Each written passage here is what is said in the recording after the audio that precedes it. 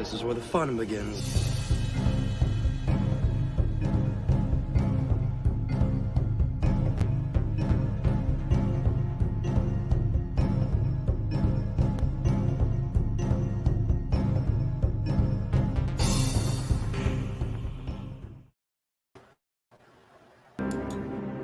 I have fought the worst of all wars and witnessed the redemption of evil. I have seen balance restored to the Force. But order can turn to chaos, as it did when I was born. Now, with my loved ones and my loyal allies, I face a new challenge unlike any before. And I'm not sure if this time we can win. Star Wars Vector Prime by R.A. Salvatore, the first novel of the new Jedi Order.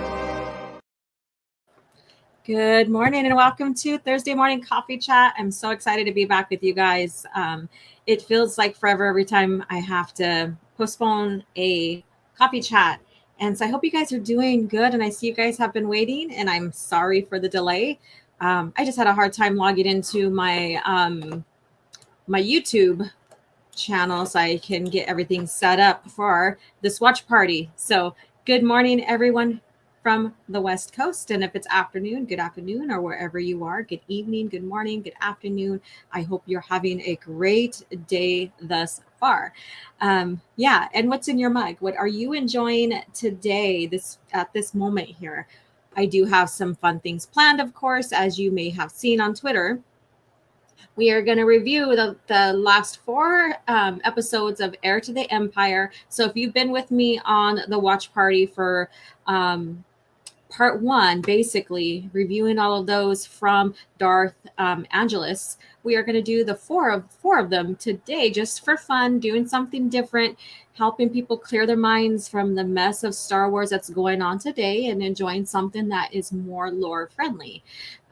Yeah, and then we're going to get into some cringe factor from Screen Rant and something that will make us laugh, cringe, or be like, what the hell is going on with this?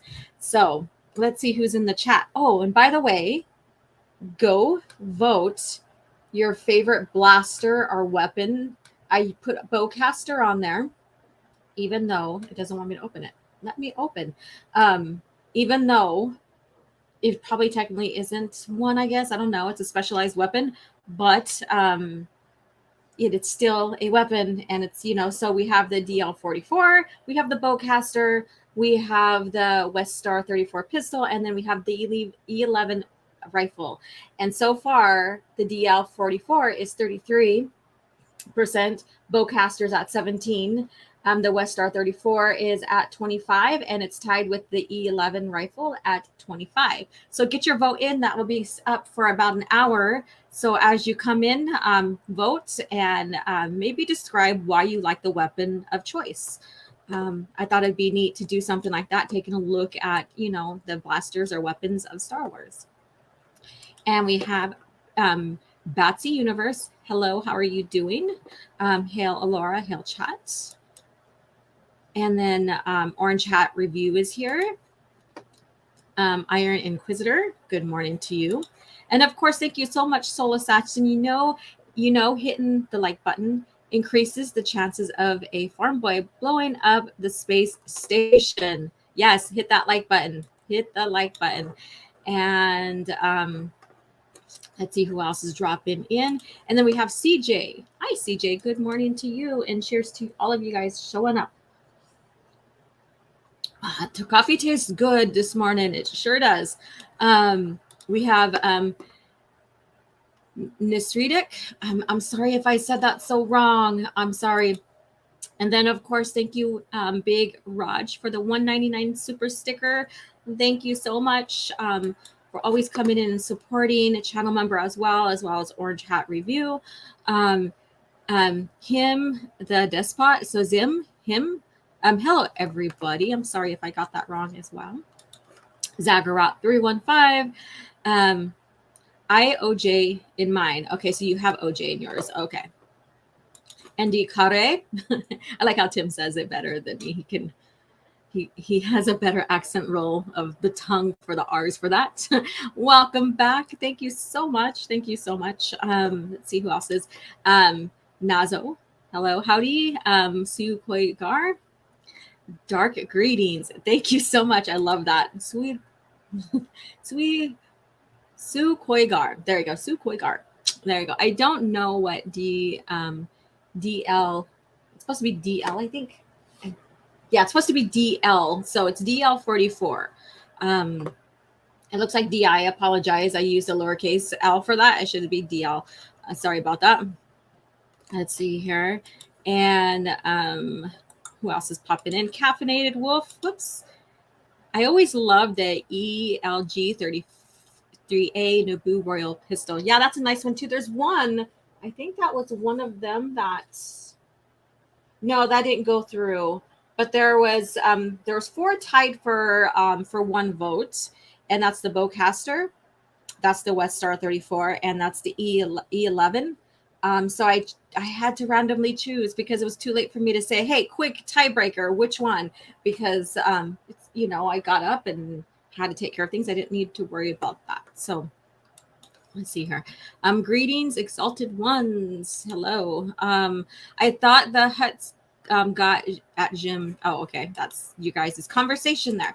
Yeah. So today, watch party. Go ahead and share that we're live again. Just something to get you guys back into the lore of things. And from what I'm hearing with Andor, it's slow, it's boring. That it's not necessarily it doesn't really have the feel of Star Wars. People are saying more or less it doesn't have the feel of Star Wars. I'm like, what the hell's the feel of Star Wars like nowadays? What does Star Wars feel like nowadays? So I think the feel of Star Wars is going back to the classical stuff, like the Old Republic, the Dark Times, the Rebellion, all of the stuff that was made under George. That is the feel of Star Wars. The feel of Star Wars now is gone. It is gone. And one thing that I want to talk about before we get started on this watch party, and then we'll get into cringe factor, which if you follow me on Twitter and Soul Assassin knows exactly, and even Orange Hat, because he investigated it too. It's going to be a major cringe. Major cringe. So be aware of that. We can discuss that and stuff. But these 4 episodes from Heir to the Empire by Darth Angelus and his team, they're not very long. So we'll watch one, discuss it, talk about the politics and everything during that time frame, about Thrawn, the brilliance of the Imperial remnants through Thrawn during the time. But speaking of that, so with Andor, they're trying to say that the showrunners, like basically Tony was like, oh yeah, the Empire is just barely gaining control of the galaxy. And I'm like, what? It's only 5 BBY, so we're 5 years before Yavin. He gained control from the start. So why now are you telling me that he's barely gaining control? And then Mon Mothma was like doing a comparison. I think they're trying to tie it to what Leia said in A New Hope. But they're trying to, she's saying something like they're slowly choking us, or they've been choking us so long that now we're barely now we're shit. I'm my computer on my other side decided to close out, but basically we're barely even noticing it anymore. So being used to that slow constraint or whatever. The thing is, and then the Empire was never subtle. They imposed quickly. They have the tight hand on everything, all the systems. They rule with fear. That's why they garrisoned a lot. They sent a lot of stormtroopers at various systems or planets and stuff because they were the enforcer of the Empire. It wasn't something slow and controlled because they enslaved right away to build. They oppressed many species of many different planets. So it wasn't a slow takeover to where people got used to it and they felt comfortable. There was a lot of systems or planets that conformed to the Empire because they were in fear and they didn't want their planet, their people to get harmed. But also there were some that conformed because they agreed with the Empire, but they ruled with fear. So this approach that Andor is taking, that the New Lore is taking, and making the rebels look like the bad guys, is very, very odd and often. I'm surprised no one has talked about it on their review just yet. I don't think some of these people who are reviewing actually know the lore to really compare during that time. So, you know, if you want a quick review, well, it's not kind of quick, but if you want a review on that, go ahead and check out Mandalore's newest video. I shared it on Twitter. It breaks, you know, it has the whole timeline in that. And it even shares what I tell you guys about how the Empire didn't do things very quietly or like slowly.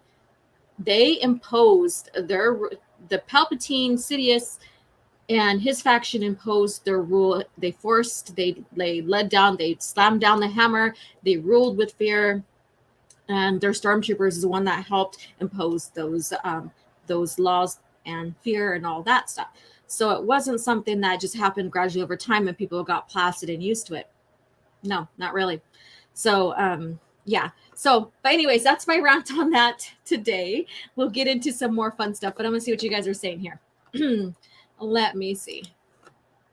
Enough of the rebellion. That's all they're focusing on lately. Let's see more of the old Republic, of those dark times between 3 and 4. Let's see here. And favorite weapon. The Churka Outland rifle, though that's based on biased because I like the Kalish. And that's the thing. On Twitter, in my community, and sometimes I'll post it here on my community page on YouTube, is I get you guys involved. I like to get you guys involved. So I'll ask, okay, give me the top 4 blah, blah, blah, whatever it is. And then I go and make a list, and I see which ones are the popular, and I use that. So I keep you guys involved. It also makes you guys more interested in maybe that what we're going to vote on for the poll. It makes you want to maybe research it, get to know it more.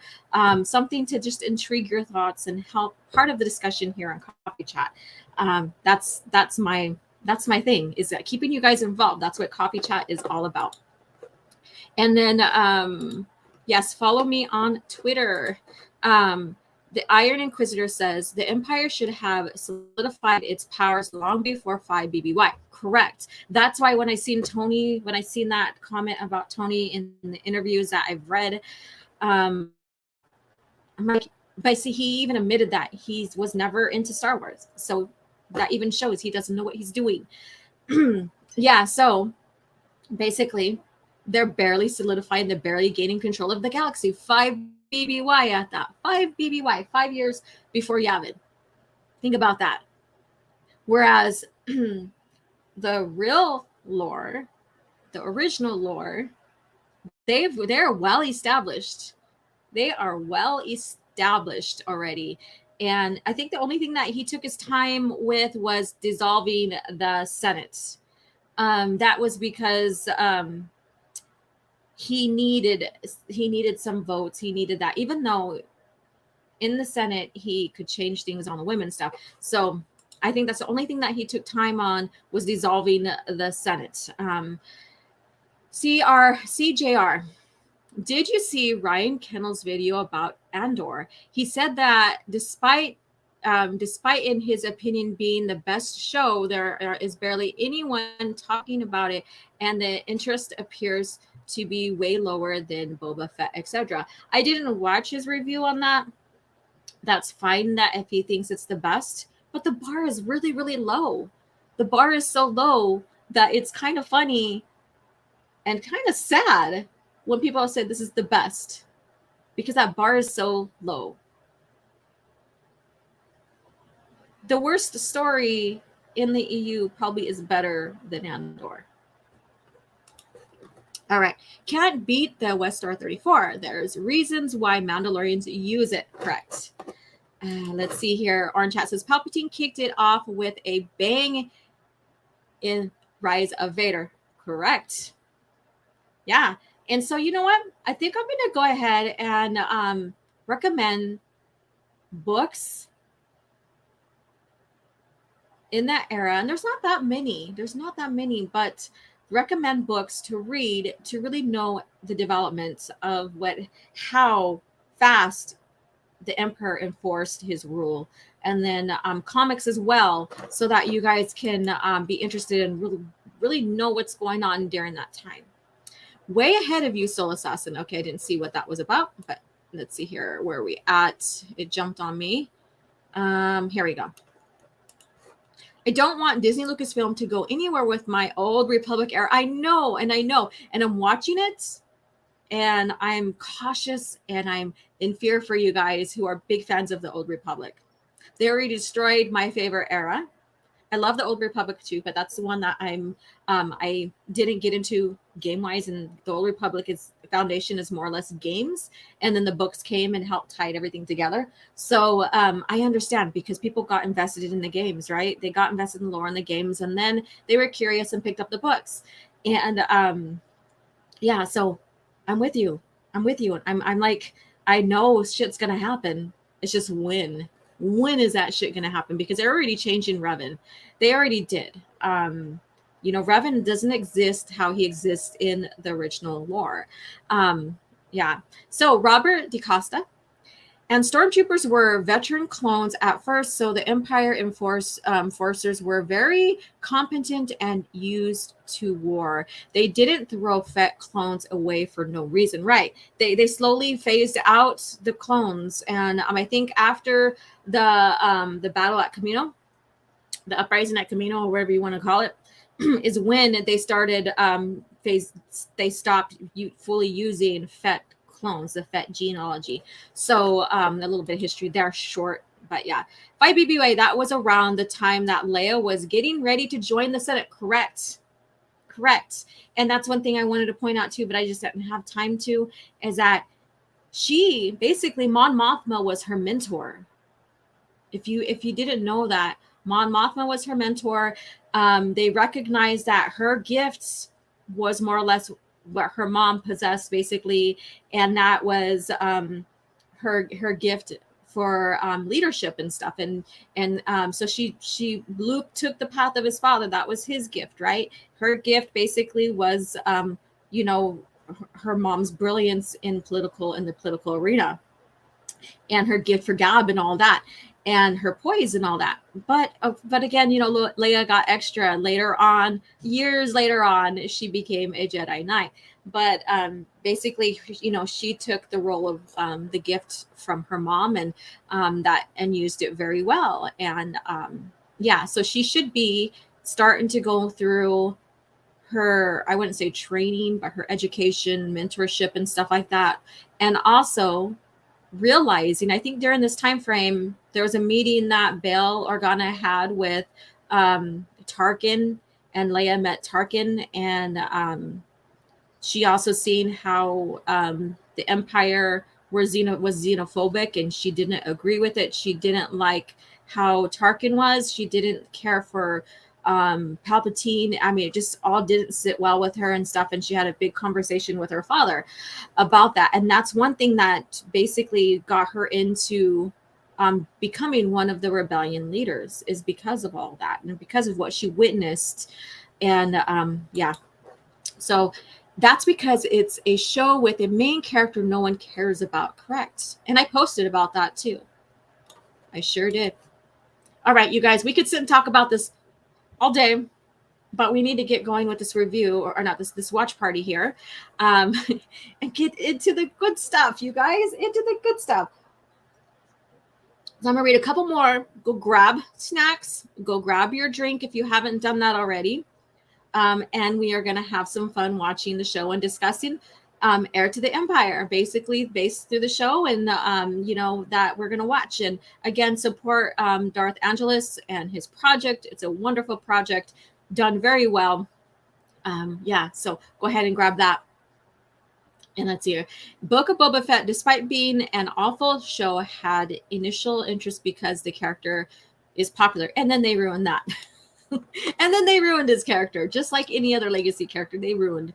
He couldn't dissolve, and this is from Nazo. He couldn't dissolve the Senate due to the Death Star being unfinished. Correct. Once complete, he had no reason to keep them around. Yeah, that would be his enforcer, his hammer, the biggest hammer that he's been getting ready to lay down. But it did backfire, because in A New Hope, he did dissolve, and then he also tested it on Alderaan. And that raised more sympathy for the rebellion, because at first, hardly any systems had sympathy because they were in fear. Think about that.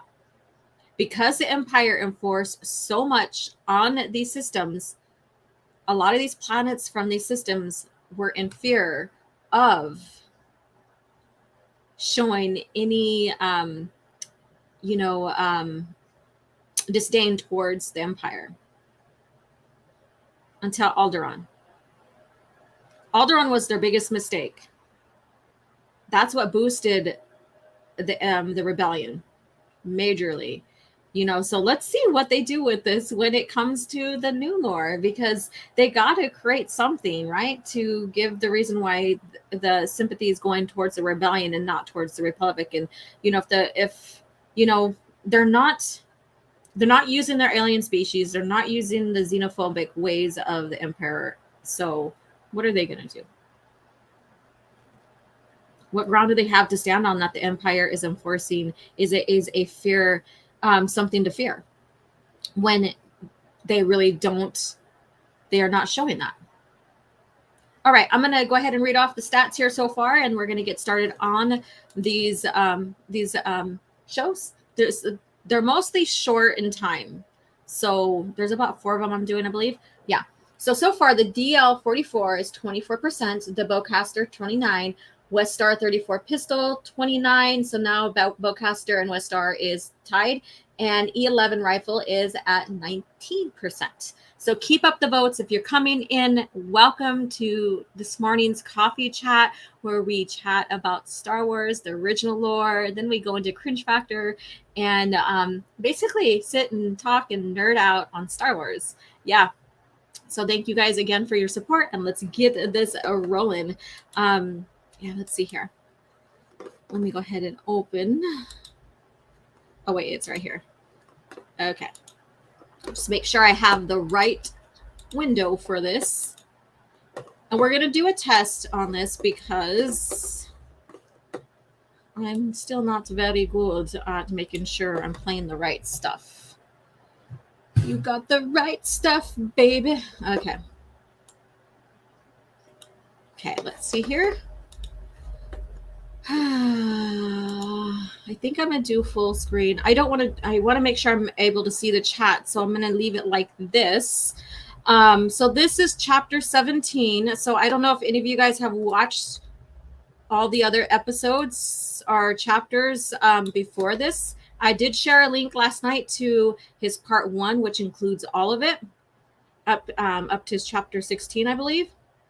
So go ahead and go watch back this, but basically this is well done. Of course, it's not going to have like every single moment because of the novel, because you do have to adapt, right? There's that word again, adapt. So let's go ahead and see. I'm going to play it a little bit. You guys let me know you can hear it. Make sure there's no echo on my end, and we'll get this going.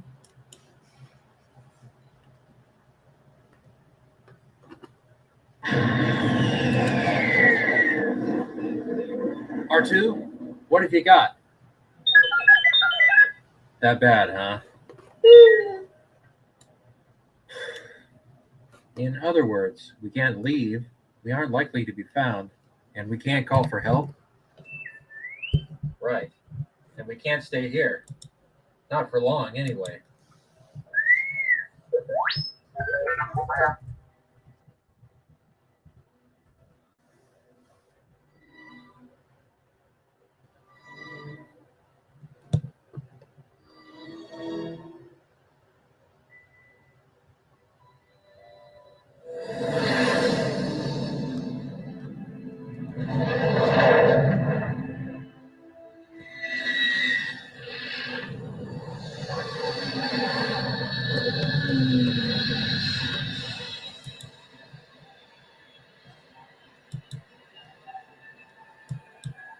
I too, Mayor Consul, bring greetings to Rook Roro. I welcome you. Thank you. I am honored to be here. As we, by your presence, are honored. You may call me Rara. I'm honored to meet you. Let me guess. You've had a speech impediment all these years and never thought to mention it? Chewbacca speaks most excellently. It is I who has the speech impediment. Strangely, it is the kind that humans find easier to understand. I see. Were you an ambassador then? I was a slave to the Empire. My captors found me useful to speak with the other Wookiee slaves. I am sorry. You must not be. My role gave me much information about the Empire. Information that proved useful when your alliance freed us. Chewbacca said that you require sanctuary.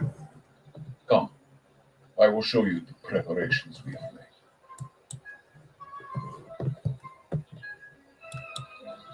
There will be no danger here. Without you and your people, many of us would still be slaves to the Empire. Slaves, or dead at their hand. To you and your republic, we owe a life debt.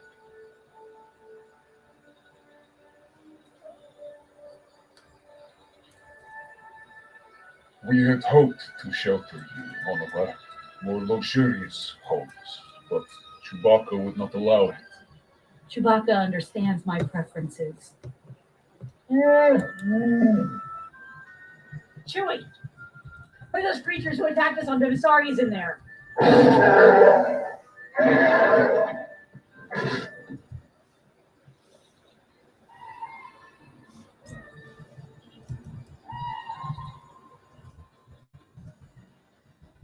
I found no trace of anyone.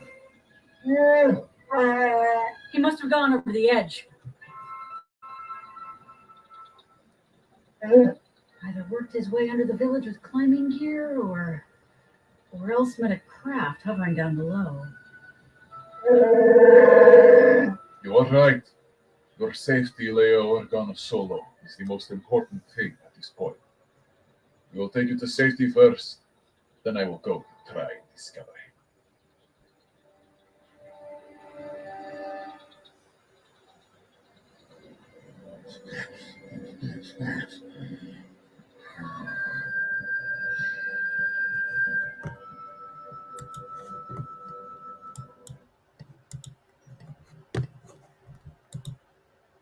All right. So this kind of went on par with what we were discussing, and I didn't want to pause it and say, "Oh, by the way," because he did talk about how he was enslaved by the Empire, right?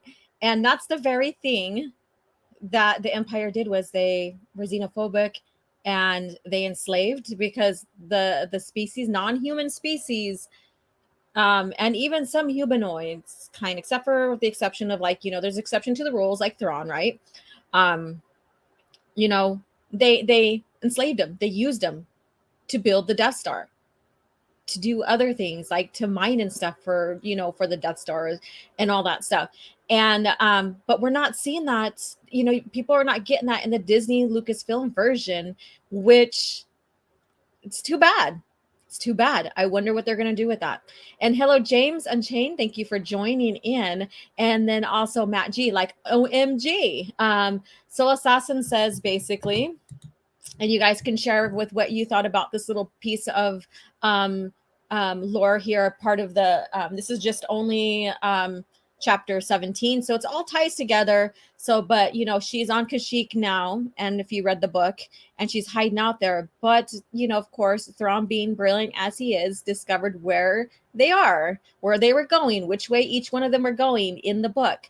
And so now he sent the Nogri out for her.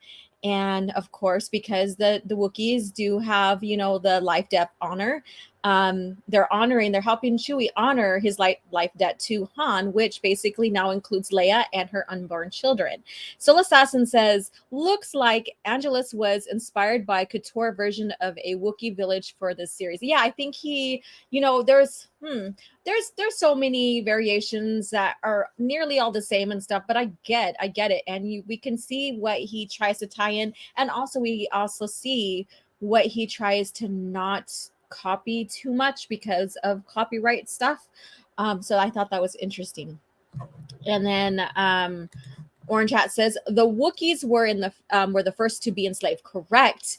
And that goes back to Dark Lord Rise of Darth Vader, which I highly recommend reading.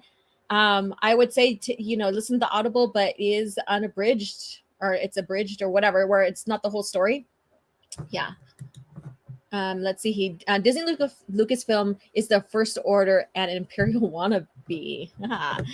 And then James says, just shows how exceptional Thrawn was. I agree. And Matt G with his cups of coffee. Cheers to you, Matt G. Thank you for dropping in and joining the watch party. We're doing a watch party day, and then we'll get into Cringe Factor. So we're going to get into episode 17. If anybody else has anything they want to say about this one, feel free to. Batu says, if only Leia knew that trip to Kashyyyk, her attack there would be the key to defeating Thrawn, huh? So there you go. Let me go ahead and pull up the link for this next one here. So go ahead. If you guys have anything else you want to say about this one here, feel free to. Love to hear your opinions on that. I'd rather support fan films that honors the original lore than anything else. And this is a great watch. And if you're just arriving, please go ahead and vote your favorite weapon, I guess you can say. Here we go. It wants to buffer. Down near. There we go. All right. So this is basically chapter 18 now. And so we'll get into that. But let me go ahead and check the chats real quick to see if anybody has anything else to say about this. Okay. Rodimus says, OG, does the Dark Empire story ruin Anakin's redemption, or was that not the real emperor? During the time frame, there's a lot of debate on that. But in short, during that time, George didn't have a plan for the Chosen One prophecy. And so that really didn't destroy it per se. And then he also didn't make the PT. So he had a direction, he had a story, but the Chosen One prophecy was not used yet or considered yet. And then so later on, as the PT started coming out, they made it so that it wasn't really the emperor basically or whatever, and that there was doubts and stuff. So they kind of retconned it in a way to make it make sense, because a lot of stories came out in the rebellion and the rebellion era, or the Dark Times rebellion era and the New Republic era, before anything, like in the Clones Wars and the PT era. They had to kind of tie up some strings and loose ends here and there as the PT started coming out. So let's see here. Quick, before the next episode, hit the restroom. Yeah, hit the restroom. Go potty. Go to the refresher. Let's try to start using the Star Wars word equivalent words and stuff like that. Go to the refresher. Let's see here. All right, so we're gonna get into we are going to get into this next one here. This is chapter 18. Again, you guys, please, go support Darth Angelus and his crew on this project they're doing. I don't know how long it's going to take them just to get through the book one, but I'm excited about that. I'm excited for book one to be done and see what they do with the rest of the trilogy. Yeah. So here we go.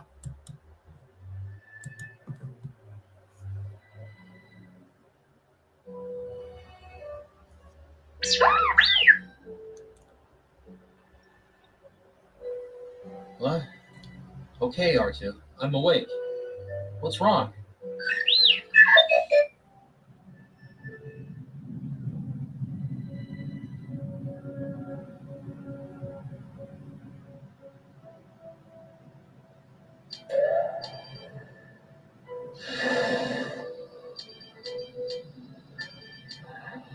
Need assistance? Repeating. Unidentified starfighter. This is Wildcard. Do you need assistance?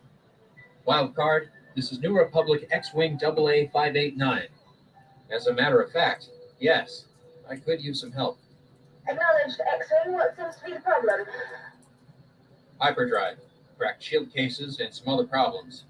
I don't suppose you carry any spares. Not for a ship that size. I'm instructed to offer passage to our destination. Sounds good. Any chance you could take my ship too? I'll check with the captain.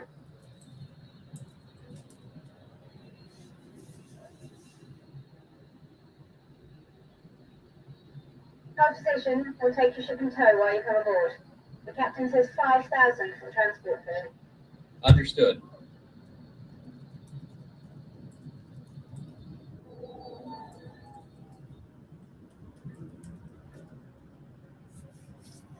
Good evening. I'm Talon Khan, and you, I presume, are Luke Skywalker. You've certainly found a good place to get away from it all.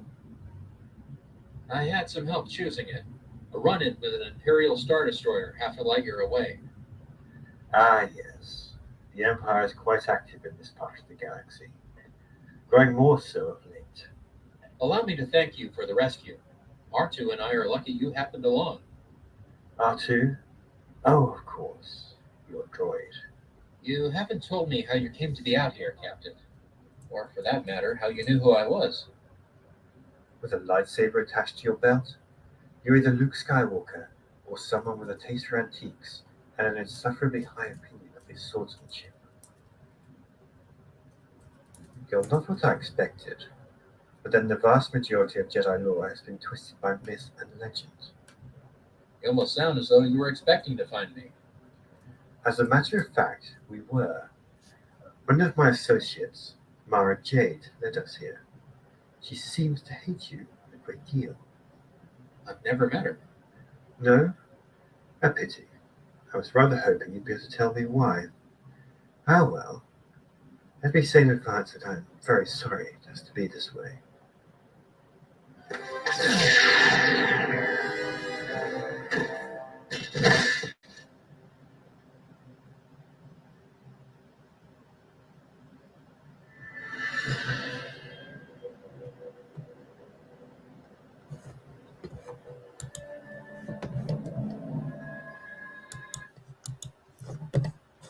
And there you go. You got Mara Jade. Of course, this wasn't her first appearance, but for Luke, this is his first encounter with her. And of course, we know why she is adamant about getting Luke, and you will kill Luke Skywalker, right?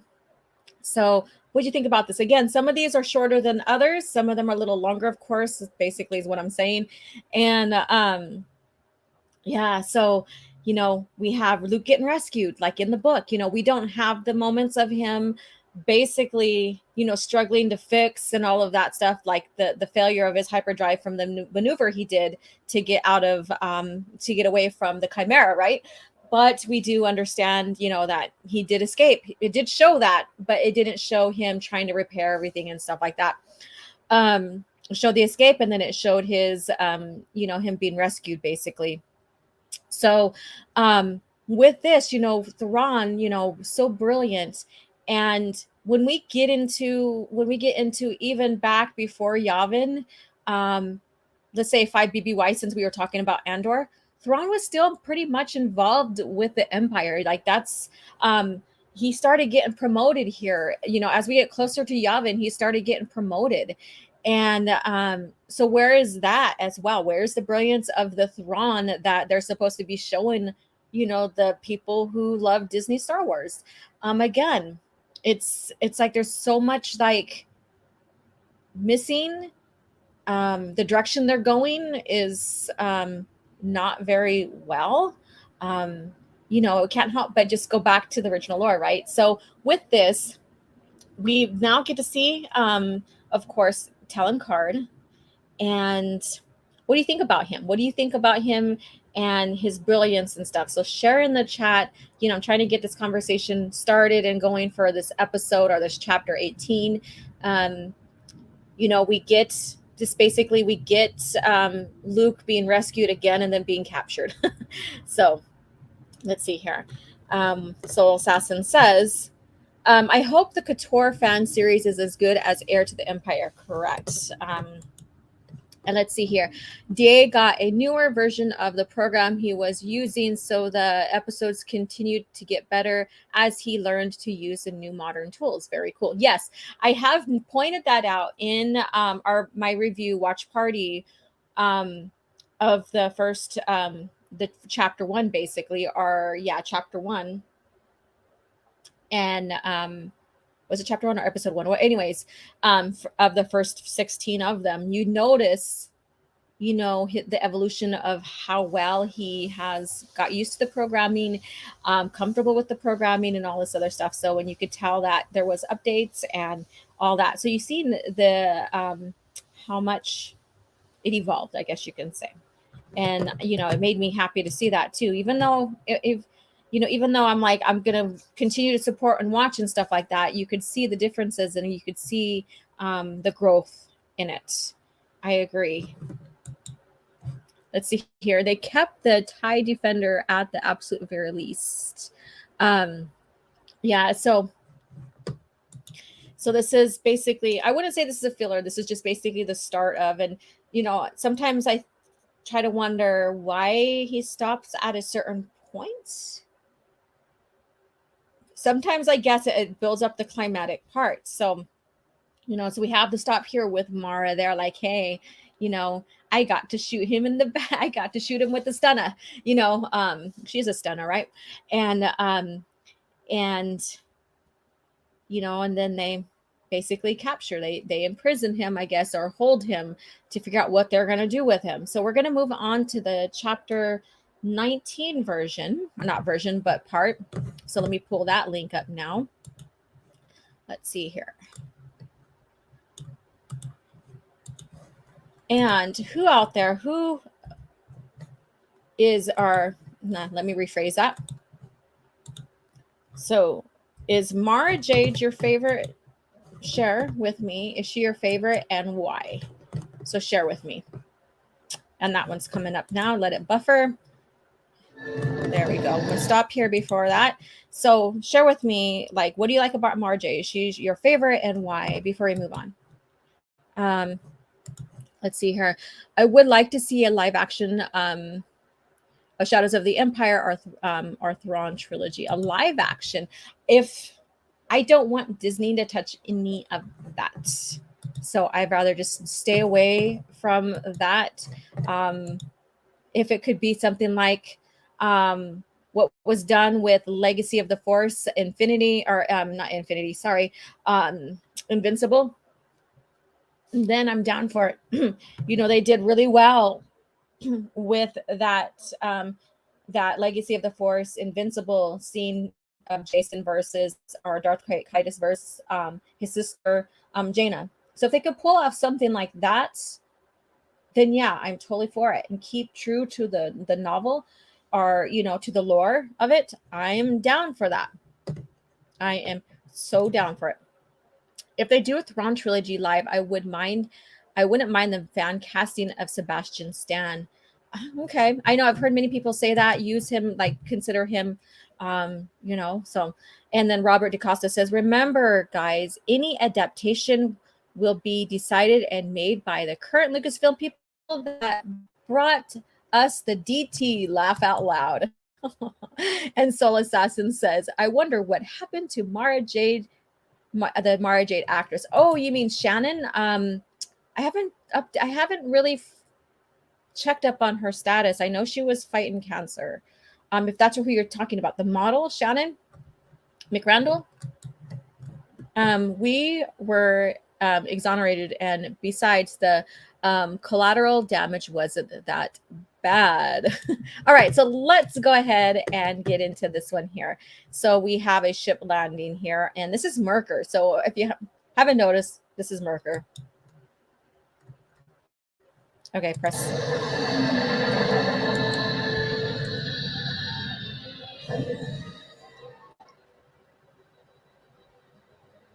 Finally awake, are you? That's right. Welcome back to the world of mere mortals.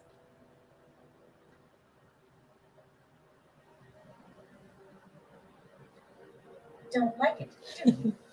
It's not easy to suddenly lose everything that once made you special, is it? Let me guess. You're Mara Jade. That doesn't impress me. Card already told you my name.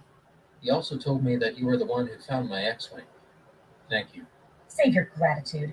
As far as I'm concerned, the only question left is whether we turn you over to the Imperials or kill you ourselves.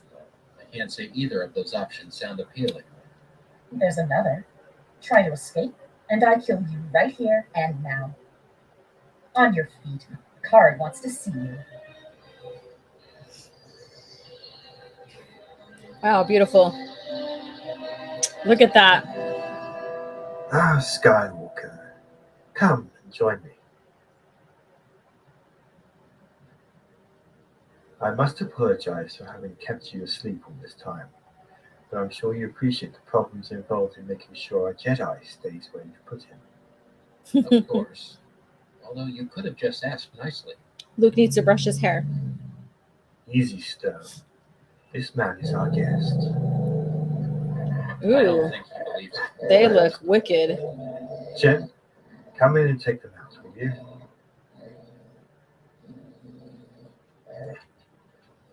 My apologies. They're usually better behaved than that. Would you mind telling me where my droid is? He's perfectly all right. I have him in one of my equipment sheds. I'll arrange a visit after we've figured out what exactly we're going to do with you. Your associate here mentioned the possibilities. I'd hoped to add another to the list. That we send you back home? With due compensation, of course. Double whatever the Empire would offer.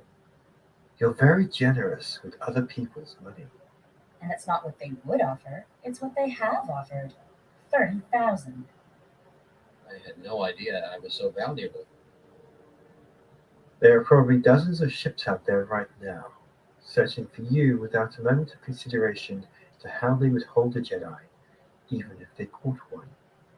Your method seems to work pretty well. I don't suppose you'd be willing to tell me how you managed it.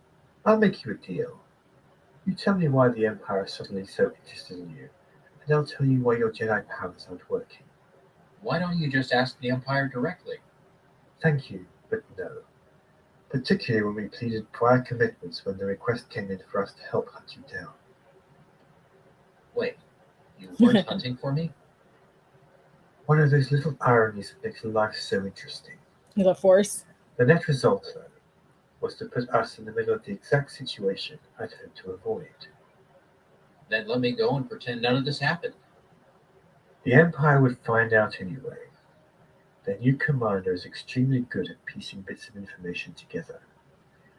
No, I think your best hope right now is to find a compromise. Some way we can let you go, while still giving the Imperials what they want. I really don't know what the Empire wants with me. I can tell you, though, that it's not just me. There have been 2 attempts on my sister, too. Interesting. Leia Organa Solo, who is in training to be a Jedi. That would explain certain Imperial actions. Until we can make a decision, I'm afraid you'll have to remain here as our guest. Don't hurry on my account. This seems like a pleasant enough world to spend a few days on. Don't believe it for a moment. My 2 pet Fawnskins have a large number of relatives out in the forest. And don't count on your Jedi skills to protect you either. You'll be just as helpless in the forest. Probably more so. What is it? Issa Lemiri. They seem to have the unusual ability to create bubbles, so to speak, where the Force simply doesn't exist. I've never heard of them. Not very many have. I imagine you'd like to get cleaned up. I'll have your things brought to your room. Let's go. Let me offer you one other option. You could put R2 and me back where you found this. I'd be willing to take my chances with the other searchers. Including the Imperials? Including the Imperials. I'll keep the option in mind.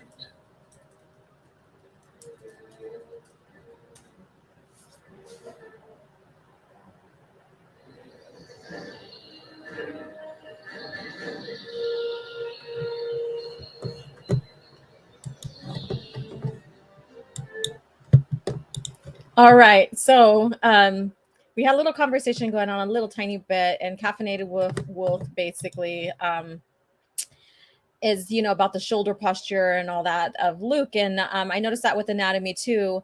And that's one thing that I was like, okay, I think that is something that needs to be worked on a little bit, because you're missing, you know, key critical muscles around the neck and stuff like that, that, you know, connect to the shoulders and stuff. But that's just me as an artist. However, you know, it's pretty well. Like I've noticed there has been significant changes and for the better. And as you know, the story starts developing and the more episodes I do, I'm pretty sure it's just going to get, you know, better and better. Despite all of that, I still adore this series and what he's doing and stuff. So yeah. But yeah, this is fan made. This is fan made. And I totally, like I said, I totally support the efforts and I support the story and stuff that they're doing here and what they're bringing us. And yes, Vornskers. So, I remember like what Orange Hat, because I can't think of the name now. What were the cross species that the Vong made between the Vornskers and another species that basically end up in New Jedi Order, basically. I can't think of their name. So they did breed Vornskers with some other species to, you know, be the ultimate Jedi killer hunters and stuff like that. I just can't think of the name, so I'm pretty sure you can, so share with us. Vornsker, or keep those Vornskers. Give me Sith Hound, a Sith Hound, correct. Now those right there, you don't mess with, especially when you're a Jedi Force user. Oh, hell no. Hell no. Mara just needs a hug. Yeah, Luke just needs to give her a hug, right? Batu, I'm sorry to say, but honestly, that wild card was an ugly ship. It's not all ships are gorgeous or beautiful, but their functionality and stuff like that, yeah. So it looks like a sand crawler without the tracks. Okay. Voxen, there you go. I knew it started with a V. Thank you, Voxen. They became Voxens. I can't remember the species that was cross though. Yeah. Hello, Becky. Nice. I'm glad you're joining us. Go vote. I can't even talk now. Go vote. Go vote for your favorite weapon or your favorite blaster. So DL44 is at currently 24%. Bowcaster is at 34%. So now the Bowcaster's leading. So this has been interesting. And tied again is the West Star 34 pistol and the E11 rifle. So get your vote in. That's been going up and down between them. It's been a pretty good, I've been watching the poll. It's been pretty good, you know, going between and what people like, and the numbers keep changing. Caffeinated Wolf says, not every ship can be my Ebon Hawk or Mantis. Laugh out loud. Yeah, everybody, you know, maybe I'll do favorite ship again. I think I did that before. I'm not sure. Oh, it was Starfighter. Maybe I'll do favorite ship, and maybe I'll do a poll that will last for a while, so that you guys can, you know, people can get more time than other than 24 hours. Yeah. Okay, you already voted. Thank you. The Mantis, heck yeah. So what you guys think about this? So we still get this is the development of basically Mara Jade, and reason for a Talon card, keeping his communication between Luke, what's going on in Merker, what the Voinsker, or the Voinskers are, and all that. So, and the Islamary. So we're getting that little bit of development here. And I think it's done pretty well. It's done pretty well. So, you know, no complaint whatsoever with keeping to the storylines. I know it's hard to choose exactly like what you want to use along the timeline of the book that you're doing this adaptation to. But I think he's doing pretty well with, you know, trying to keep it a little plot heavy and to the point. Is there anything that you guys would want to see during the scene here, during this little episode or chapter here? Let me know. Let me know.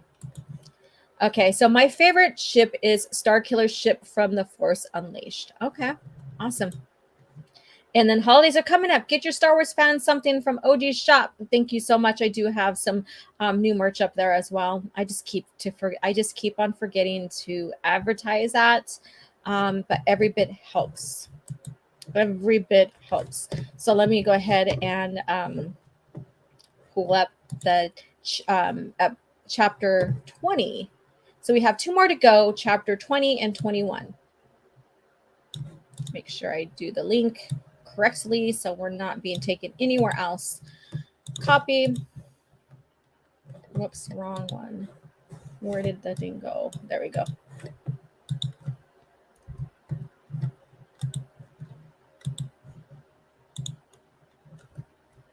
All right. So let that load up. Enter. Thank you.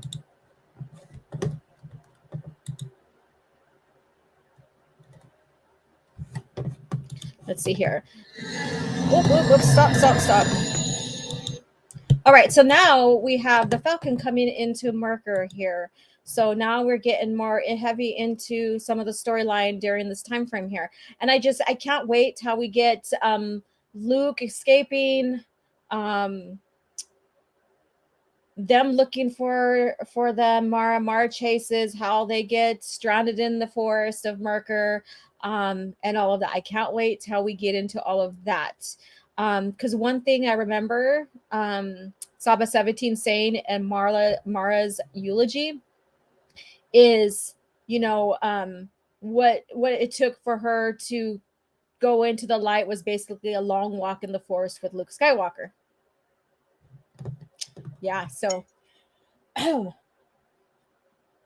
that right there, she's referring back to Merker and their and how that was their first, and basically time alone together, and them getting to know each other and stuff like that.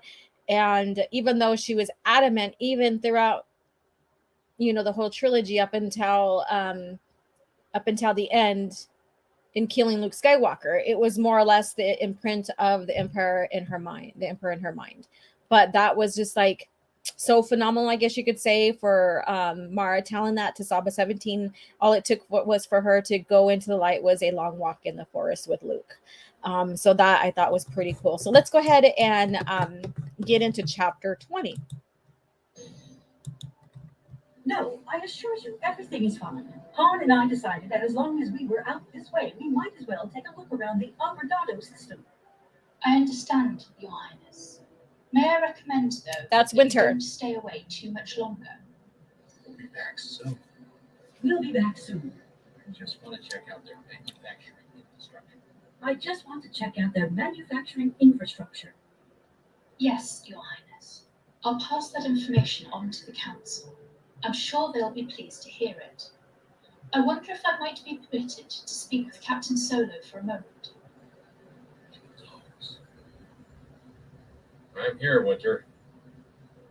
I wanted to know if you had any idea yet when you and Princess Leia would be returning. Admiral Akbar, particularly, has been asking about you. You'll have to thank the Admiral for his interest. I trust he's doing all right himself. He's having some problems with the family now that school is in full swing. Squabbling amongst the children? Bedtime arguments, mainly. Problems with the little. You understand. Yeah. What's the latest on the Bafashi problem? There were some problems with supply shipments, but the material seems to be moving well enough now. Did Akbar dig up some mothballed container ships from somewhere? Actually, he made his own. He's taken some star cruisers and attack frigates, given them skeleton crews, extra droids, and turned them into cargo ships. I hope he's got some good escorts. Empty star cruisers would make great target practice for the Imperials. I'm sure he's thought of that, and the shipyards at Sluisvan are very well defended. I'm not sure anything's well defended these days. Not with the Imperials running loose like they are. Anyway, gotta go.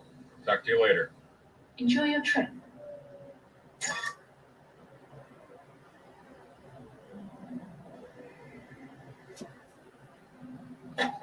Something's about to burn through on Coruscant. You mean all that stuff about Akbar's family? If I'm reading Winter right, It sounds like Leia has started a major push against Akbar. You and Winter should have worked out a better verbal code. Yeah, probably.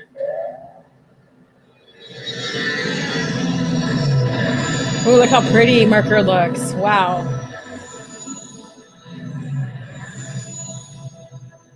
Oh, that's not Merker. I'm sorry.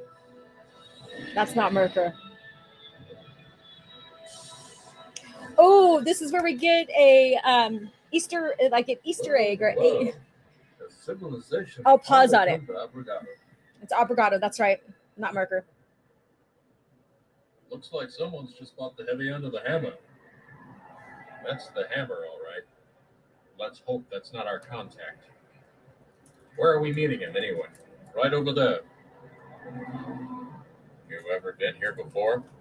Last time was years ago. It was worse than Mos Eisley.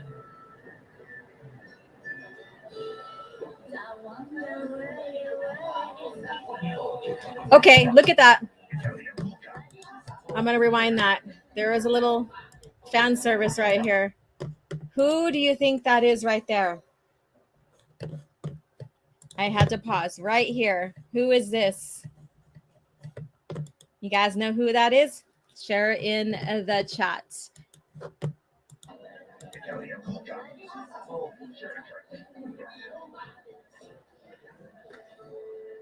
Good day, Gentle. How may I serve? Do you have any Olmec wine? We do indeed. 47, 49, 50, and 52. We'll have the 49. Thank you, Gentle. Was that the signal? Actually, he didn't say anything about what we should order. But since I like a good Olmec wine, yeah. In Coruscant, we'll be picking up the tab for it. Yeah, something like that. Will there be anything else, Gentle? Not right now. Thank you. Thank you. So, I guess we wait.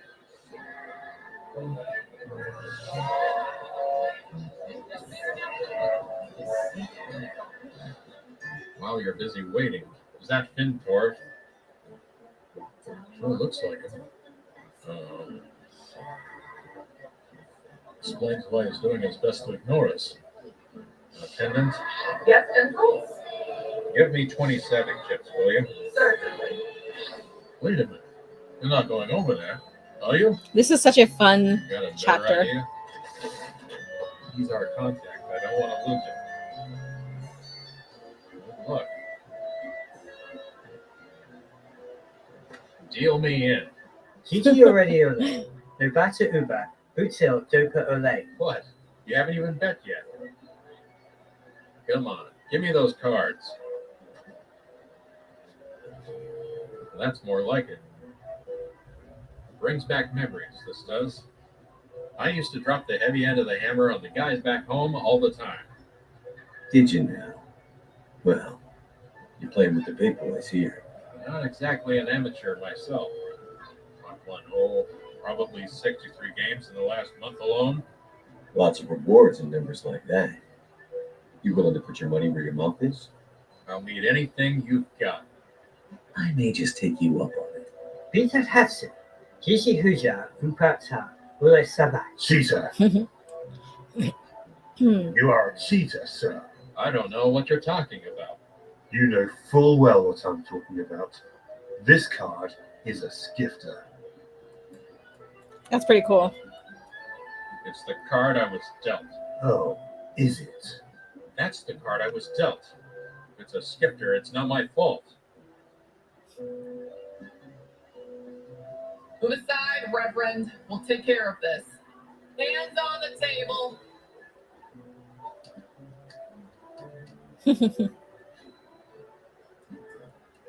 You con. I don't need a skifter to win at Savick. Not my fault. I have one that was dealt to me. Well, there's one way to be sure, isn't there? You, and then you. Every Correct, Orange Hat. hiding an extra card. Don't tell us our job, Reverend. Cyru, get that scanner over here, will you? Him first. You see the diversity in this episode or this chapter? Oh, God.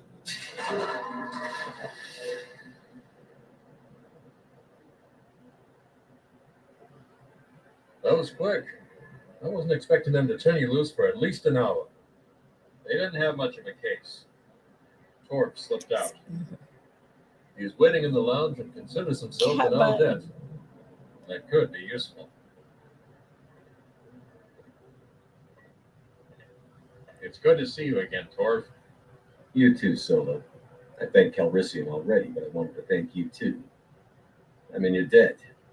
And nice to see you still working together.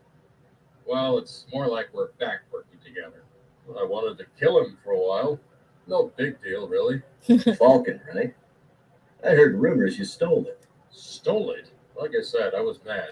It wasn't quite a theft, although it felt like it. I ran short of credits and a Seven came. I offered Han his pick of any of my ships. He was supposed to go for one of the flashy yachts. Not the freighter I've been quietly upgrading for myself. You did a good job, too. Although Chewie and I wound up redoing it ourselves. But you knew that already, didn't you? I like to feel out my customers before we do business. People who lie about their history usually lie about the job. So, what can Talon Card do for you? Smart man. I want to offer Card a deal. The chance to work directly with the New Republic. Yeah, I'd heard you were going around pushing that scheme with other groups. The general feeling is that you're trying to set them up for Akbar to take down. We're not. We need to get more shipping capacity from somewhere. And smugglers are the logical supply tap. Sounds like an interesting offer. Of course, I'm not the one who makes decisions like that. So take us to Card. Let Han talk to it. Sorry. He's at the main base at the moment. I can't take you there. Why not? Because we don't let strangers just flit in and out. All right, then. How are you going to get back there? I guess I'll have to figure out a way to get my ship back, won't I? That'll take time. On the other hand, someone who showed up with proper credentials...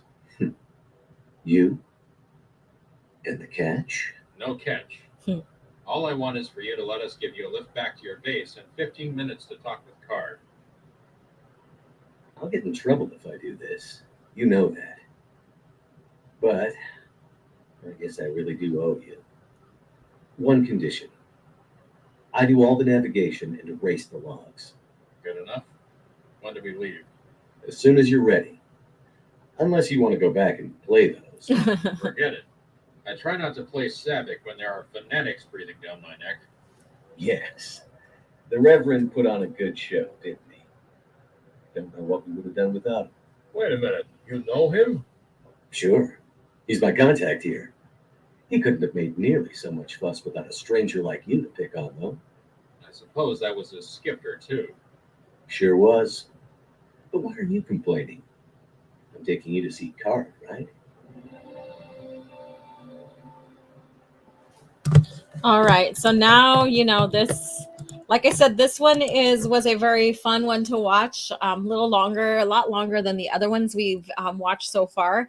And we get to see, the back and forth between Han and Lando about the Falcon. So we get to see that. We get to see how they still feel about that, how they joke around now about it, and how it still kind of is under, still kind of gets under Lando's skin a little bit about losing the Falcon as well. So that was a good one. And I love that there's a huge diversity. We've seen Kyle Katarn in there just as a fill-in, I guess you can say. Fan service, Easter eggs, or I plan on doing it and I didn't do it, but I was gonna say, look at member berries are dangling the keys. Look at Kyle Katarn, yay! But no, I decided not to go to that approach because, there was no need to. He was just an add-in, like, oh, boom, there's a Kyle Katarn there. But still, we know that during that time frame too, that Kyle, was working for the rebellion and stuff as well. But, that's all I got to say about that one.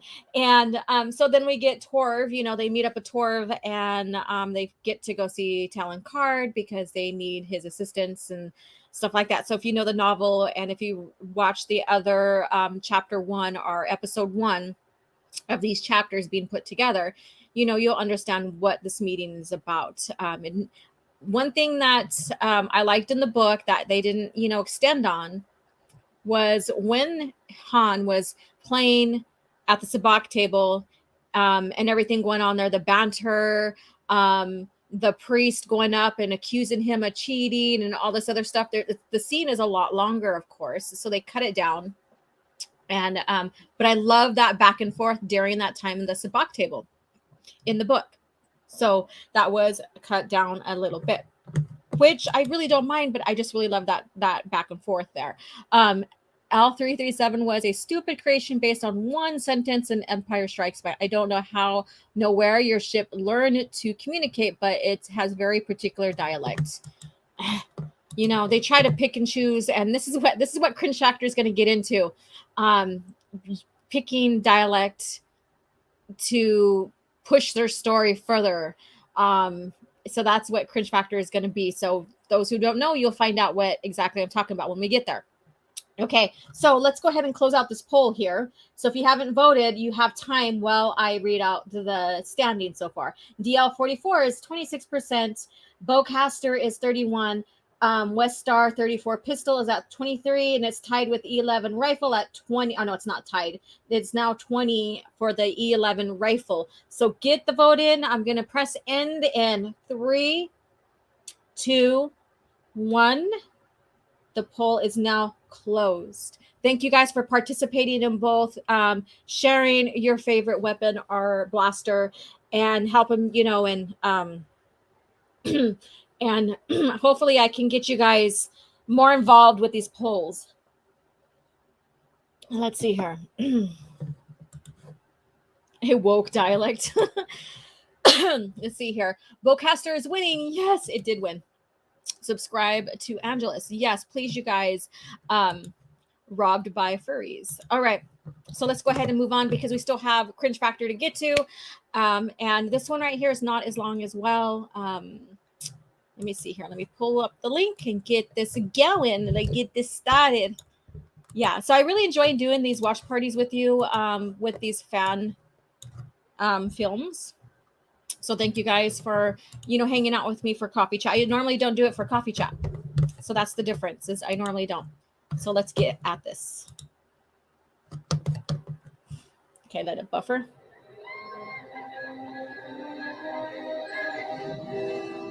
Back at Merker. Come in, Mara. Close the door behind you. Trouble? A minor problem only. A bit of an awkward one, though. Torf just called to say he was on his way, with guests. Former New Republic generals Lando Calrissian and Han Solo. Ugh, what do they want? Apparently, just to talk to me.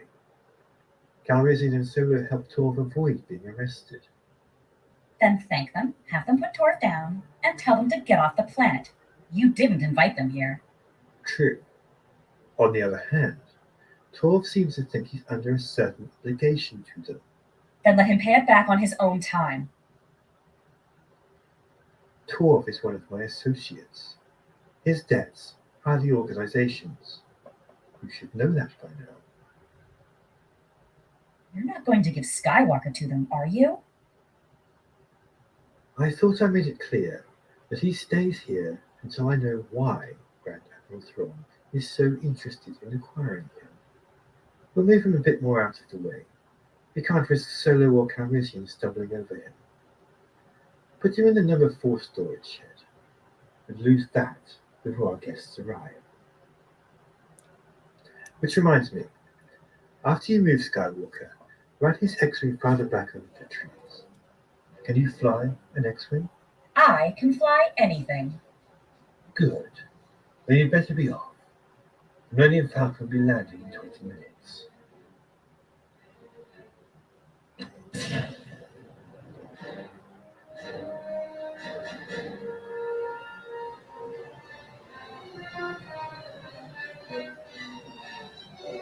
Get your case and let's go. Cards made a decision? You're moving to one of the storage sheds. We've got company coming and we don't have any formal wear your size. Move.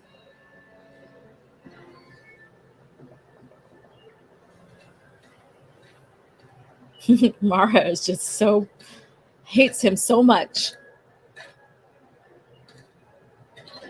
In here. Fly me to the moon, Mara. Looks cozy.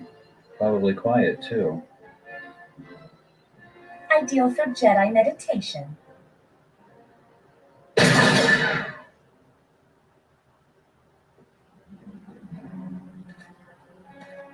Enjoy the quiet.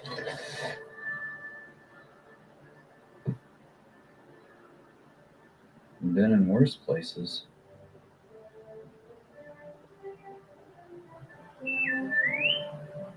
R2? Steady, R2. I'm going to try and get this power outlet open. There's probably one on your side, too. Can you get it open? No, huh? Well, just hang on then.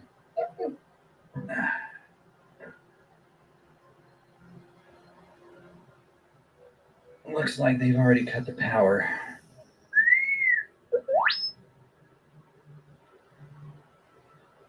R2, do you know anything about cybernetic limb replacements? All I need is to get one of the power supplies out, then I should be able to unlock the door with it. Good. Let's get to it. I told you this one was very short, and I have, I'm guessing this leads up to his escape, the big chase, all of that. So that's why he paused it here, probably to give more emphasis to the chase, the escape, and the chase, and all that. Yeah.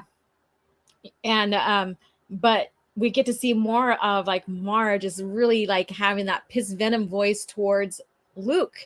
And of course, if you read the story and stuff like that, which probably all of us have here, we know exactly why. And so I think that, just how they interpreted Mara here and stuff, perfect. How she acts towards him and how she sounds pissy towards him and all of that, and that she's superior towards him, like, haha, I got you now and I can't wait to kill you, And then Batu says, and the whole time he's just going, okay, fine, thank you for not killing me. That's how fearless he used to be. Yeah, he trusted the Force. He trusted the feelings that he got from the Force and all of that. He didn't feel threatened. He didn't feel like his life was in danger or anything like that. However, he knew he needed to get away still. Yeah, and I agree. Luke used to be unbreakable. Well, I wouldn't say he used to be unbreakable. He did, in a sense, but he overcame a lot of shit. So he grew a lot as a character. And so that's what made him unique. That's what really, really made him unique. But I get your point of unbreakable, because he did, he was broken, but he learned from it and he grew from it, versus the Disney Jake or Luke or whatever you want to call him, and where he was broken and he ran and hid. He gave up on family, friends, and stuff that went against his whole overall character that George set up for him. So Assassin says, I know Hamill got in a car accident, but Angelus made Luke look like he got hit by the ugly saber. Yeah.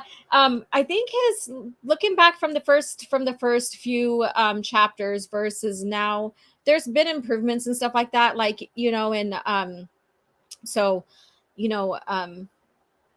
there has been significant changes, developments on his and stuff like that. So let's see here. R2, of course, I keep files on cybernetics. You, Skywalker, lose limbs almost as much as you lose ships. At least he's only lost just one. Yeah.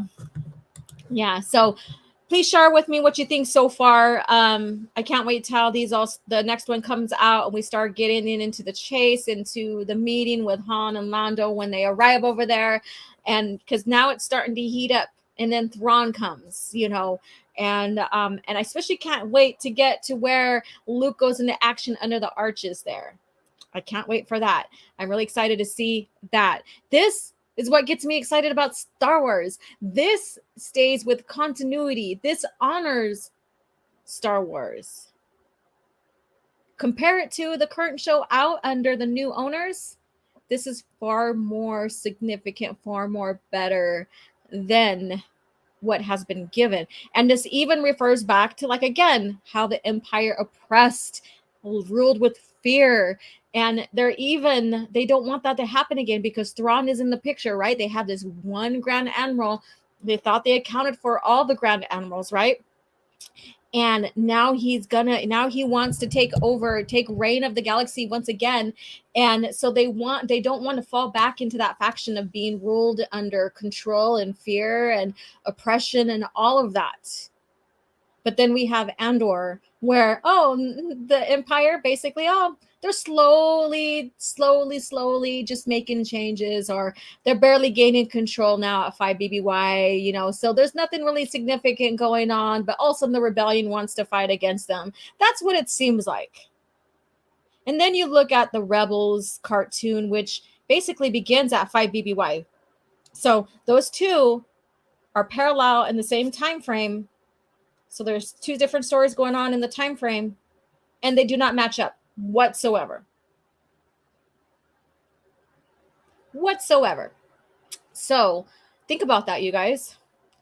Do you want continuity, legit, stories that pay attention to what's going on past and present and future, versus another one where they just make a story, but they ignore everything that's surrounded by it, or some things that are in the future or the past, because they want to go their own direction. The creator himself wants to go his own direction, so then he compromises the lore that surrounds it. So which one do you prefer? And this is why I decided to do this watch party today for Coffee Chat. It was supposed to be last week, but I'm glad that we got to do it today. I'm glad we got to do it. It just cleans the palette of what's, it cleans that palette. It cleans that griminess, raw, that ugliness taste that you get from the Disney lore. And we know everybody that loves Star Wars, especially most of their lives or what have you, or got into Star Wars, is because of the continuity, because of the 25,000 plus years of history. We know that it gone further, but that's just a quick term or a quick number count to give. And so, that's why people got into Star Wars. Star Wars was never a multi-universe. Never, ever, ever. It was one continuous history that the company kept up pretty well. Even with stuff that later on that got contradicted, they went and took care of those loose strings. And and even with taking care of those loose strings, because as the company expanded over the 35 years under George Lucas or whatever that count is, it's going to run into some discrepancies, and that's where they would have to go and do retcons and clean it up. It's just common because of the years of creation and the years in the timeline of history and stuff like that. So I recognize that. I really, really do. I've never said that the continuity was perfect. It's good. It's great. They did well by it. Yes, they did well by it, tying the loose ends and the strings and, and all that stuff. So I prefer the continuity that is kept intact versus the one where the story group says, oh, we can't correct any contradictions. That's not in our power. There you go. Let's see here. I'm going to see what you guys are saying, and then we'll get into Cringe Factor. Woohoo! Cringe Factor, you all. Awesome. Are you guys ready for that? Because this is a doozy. And again, it is Screen Rat. But that's the only reason why I love doing Cringe Factor and using these like pop cultures, quote unquote, pop culture articles. They do reveal some truth. Yes, they do. But then also we have these ones that are basically just straw manning and pulling strings in here to try to make people make sense of where the direction of the lore or something's going. That's it. I still enjoy Andor. I'm enjoying the ride. The Empire's oppression came to a boil at 5 BBY period and emboldened the rebellion. Heir to the Empire story would just be better though. They're making it sound like it didn't. They're making it sound like the Empire hasn't done anything. Even the story runner basically said that the Empire is now barely gaining control. So what is it? What the hell is it? We should have seen this oppression and stuff like that happening and still continuing today. There's not even any aliens really in the story. We got more diversity in just one little short clip of like 5 minutes versus like 3 hours or so of a story. If they really want to pull the heartstrings of his fans, they would share the impression why Mon Mothma is standing up and making the stand she is, why these rebel factions are coming together. They aren't showing that. The real oppression is not really against the humans. Not really. It's against the aliens. It's against the alien species, because Palpatine seeing the human race, the human species as superior, and others are all lesser beings. Now, there's one story that's in the OT era, and I can't think of the name right now. But, and this includes Dina Shan. I think that, no, it's My Brother, My Enemy. So it's that storyline. There we go. And My Brother, My Enemy. And so their mission takes them to a certain base, which looks like the base that was used in Rogue One, where Jyn Erso's father was kept. So it looks exactly like that base there. And Luke goes in there for the mission and stuff like that. And he realized that humans from Jabim are being enslaved there. And that really stunned the rebels. Why? Because the Empire mostly are only enslaved species. So that really stunned the rebels. They're like, holy crap, he's really going this far now to enslave humans as well? We need to do something. Yeah. So I just thought I'd share that. Fatu says, the OG Thrawn, not the slim-headed one with the glass eyes. Yeah.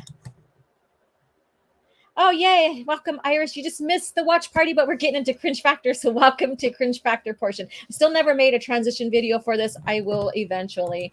And then, hi, guys. Thank you for tuning in, and I'm glad you are here with us. I've read a Jedi Quest and Jedi Apprentice, and I played almost all the video games. Do I count as an expanding universe fan? Yes, you do, because that's expanding universe. Yes, you do, sir. I am so glad they had the greatest assassin in Angelus's work. HK47 is my favorite. I know, you seen that?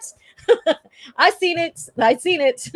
Like I said, there were so many. I was hoping that some of you guys would have called them out during that time, but you didn't. But that's okay.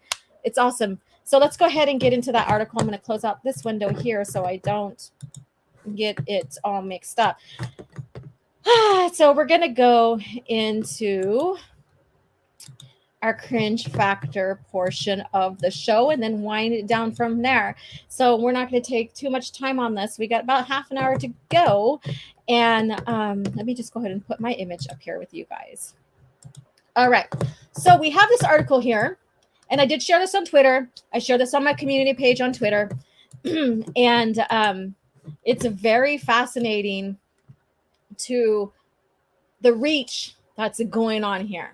There's a huge, huge reach, but it gets worse and worse and worse as we go along in this article. So I'm going to read this to you, and we're going to discuss this. And this is Rise of Skywalker's Force Dyad explains a Revenge of the Sith line. Now, there's that reach. They're reaching for that George hinted about the Dyad in Revenge of the Sith. What the fuck are they talking about? I'm sorry, I had to cuss on that. What the fucking are they talking about here? George did not even have anything to do with the Dyad, let alone that he hinted on that motherfucking thing. There you go. All right. As far back as Revenge of the Sith, Star Wars was exploring the powerful potential of a bond between two Force users that could bring balance. So I wouldn't say George Lucas himself with the movies, but that was kind of hinted on maybe a little bit in the OT between, I take that back. It was hinted between the twins in the OT, but not in the PT.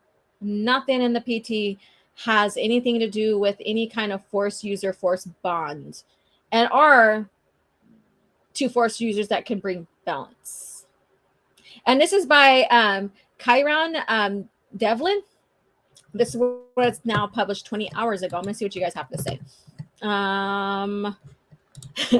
The cringe is strong in this article, folks. Yep, prepare yourself.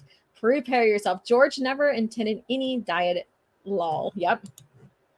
Mark Anthony Austin just posted some awesome concepts of the Millennium Falcon, more resembling the Hammerhead Blockade Runner. I will check that out. I love Mark's posts when he posts all that stuff. All right, so let's get into this. Here's the wonderful image of Palpatine. Now, this is from Palpatine in the prequels, and this, of course, we know who they are. They're the knockoffs of To the Solos. The presence of the Force Dyad in Star Wars, the rise of Palpatine, notably calls back an important moment in Revenge of the Sith. Then, as in Rise of Palpatine, characters were exploring the possibilities that could be certain are created by a bond between Force users. While Star Wars might not have had all its cards in line for elaborating what precisely a Force Dyad was when Revenge of the Sith was released in 2000. What? Okay, I did read this last night, but I'm reading this again. This is complete bullshit. No way was a Force bond like the Dyad ever considered within Revenge of the Sith. Did this person even watch the making of Revenge of the Sith? There was no inkling to a hint that George was even focusing on that whatsoever. Okay. The franchise even then playing with the idea of two Force users bonding to create something bigger and more powerful than their desperate selves that went beyond the established rule of two. So this is where they get into the rule of two thing. So like I said, the cringe factor is strong in this one. Let me get some of these guys. All right. The Force Dyad concept introduced in the Rise of Palpatine signifies a naturally occurring bond between Force-sensitive beings. In the movies, the Force Dyad blossomed between Rey and Kylo Ren, but it began developing as early as The Force Awakens when they probed each other's mind. Okay, so yeah, so he force rapes her and then she pushes him out and sees into his mind. So that automatically creates a Force Dyad. Really? So if you guys read, I don't know if any of you guys read the Thrawn duology, the Hand of Thrawn duology, and in Visions of the Future, when Leia and Luke are down in the clone facility of where Thrawn is being cloned in his little room there, and they have the droids come out and stuff like that, and they're fighting against them. They open up so much in the Force that basically they get into each other's minds and stuff like that. However, that they are forming a Force bond, right? They're starting to form this bond like they're always meant to be, blah, blah, blah. I get it. But that doesn't make them powerful. It doesn't make them as one in a sense, I guess you could say. So it's not a Force Dyad as they're trying to say here. It just creates a stronger bond between each other, stronger understanding, all of that. So they're taking this Force bond that was created in Star Wars and taking it up a whole nother level that's friggin' cringe worthy. So let's go on. It was a Sith prophecy that such a bond would not only amalgamate Force users into one being, but grant them a power as great as life itself, spanning across time and space. However, the idea of a Force Dyad was also alluded in Revenge of the Sith.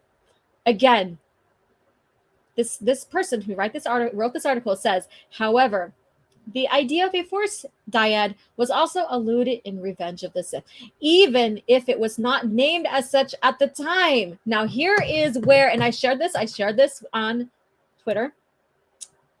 Palpatine says to Anakin, to cheat death is a power only one has achieved. But if we work together, I know we can discover the secret. So they're saying that stupid line from Revenge of the Sith, this line is okay. So this line, they're saying that this is a hint on Dyad. No, it's not. This is Palpatine manipulating Anakin to the dark side. He knows about his dream about Padme dying, that he doesn't want her to die. And he's saying that his master learned to cheat, death, basically. And that if he comes to his side, they can work together on solving what was left that Palpatine never learned from Plagueis. This is not, if we combined our minds, we can rule together. No, this is not what it is. It's not what it is. Talk about misunderstanding a line to manipulate. This is not, and George did not create this line to say, oh, I think that maybe in the future that their Disney Star Wars is going to want to do a Force bond called the Dyad. So maybe I will put this in a line, a subtle line of Palpatine talking to Anakin about if we work together. I hope that was a good George Lucas impression. I don't know. So this is stretching. This is friggin' stretching. You're right. I'm telling you, this article, and it gets worse. You guys, it gets worse as we go along in this article. I swear to God, I laugh like hell. I cringed and laugh. I'm like, oh my fucking God. Iron Inquisitor says, I bet if you asked George Lucas what Dyad was, he'd give you a confused what the fuck. Correct. I sent a rage video about Dyads from OG in the future.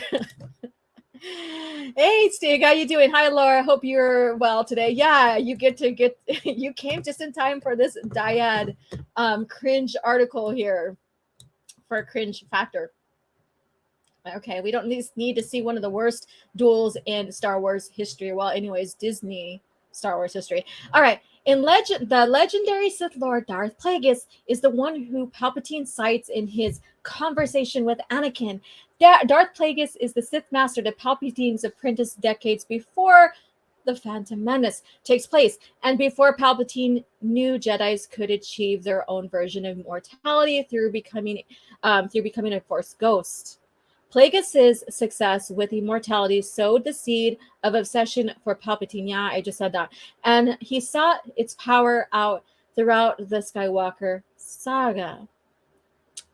Yeah, we got a better version of that in Dark Empire. It also predated the Sith Rule of Two. So this is where it goes more into that cringe stuff. So hold on, my friends. Which was about power cultivated through the Sith Master and Apprentice dynamic.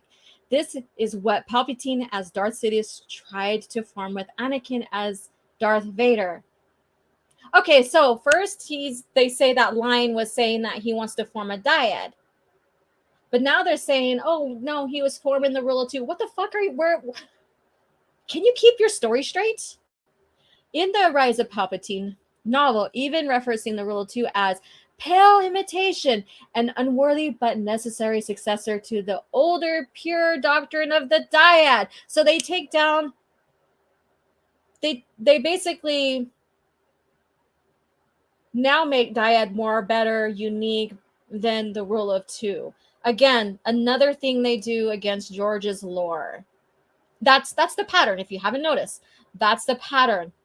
To raise their story up, their shit up, they make George's error less. A pale imitation and an unworthy but necessary successor to the older pure doctrine of the dyad. So, all right. So then this is a Sith prophecy, right? So then we say, Rey, Palpatine, a Sith. This is a Sith prophecy. So there we go. But wait till we get into this some more. After failing to form a bond with Anakin 2 generations previously, Palpatine believed producing a Force dyad with his granddaughter, Rey, could be the key to his immortality. By tricking her into killing him, he could possess her body. He did not understand that Rey had already formed a dyad with Kylo Ren, which became his undoing. But again, you're not paying attention. Even I know Kylo's gone. That dyad has to be gone. Once Kylo leaves, he's dead. There's no longer a dyad. He no longer exists. Unless you're trying to tell me now that he is now a part of her, that his spirit possessed him, and now that she's stronger. And if she's stronger and she's still a dyad, wouldn't that be dark side? Wouldn't that be dark side? But he's dead. So wouldn't she be now available, basically single, to be possessed? Think about that. Unless, like I said, Kylo went ahead and took his force spirit or his spirit into her.